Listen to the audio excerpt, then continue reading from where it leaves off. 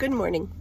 I'm sitting here waiting in the car for my son to get his booty out the door because it's time to go. But I do have a minute, so I just figured I just watched a video that it said 5 signs your child is uncomfortable around you. And it was a mom and a teenage range daughter. I didn't share the video because I don't know, I just didn't share it, but I am considering what I saw in the video, and there is truth to what it was saying. I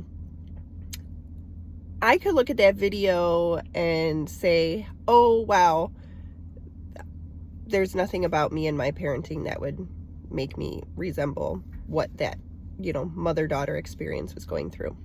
But when you have teenagers, it is very possible that they could be uncomfortable around you, and you might be a good parent, but it might mean that there's some tweaking that's needed, and I think that's just what I wanted to touch base on today. When your kids grow from childhood where you basically tell them everything they need to do step by step because they're learning, they do become more independent at different stages. Teenage years are notorious for kids rebelling against what their parents had taught them in prior years. And that is a fairly normal stage of development. I think for some it hits harder. But it is kind of a good time for you to kind of recalibrate how you are treating that child. Our goal as parents is to raise our kids to be independent. I'm just laughing because that's actually why I'm sitting in my car. I could very easily be nagging my 7-year-old, let's get out of the house, get your shoes on, get your backpack on. He knows what he needs to do.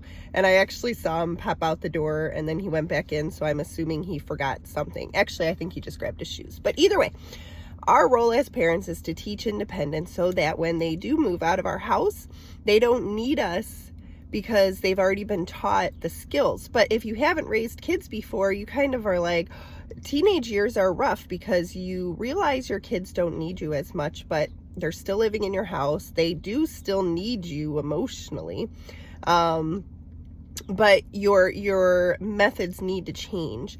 I listened to many podcasts and learned many things when I was going through some trials with one of my own teenagers.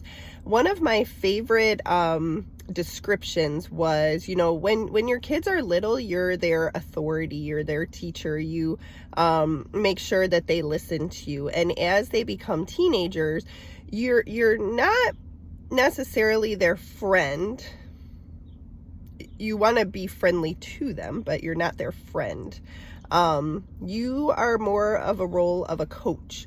And so then you think, well, do I treat my child in the way that one of your favorite coaches would have treated you?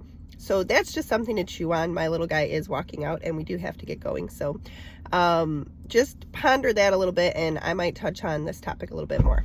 Have a great day.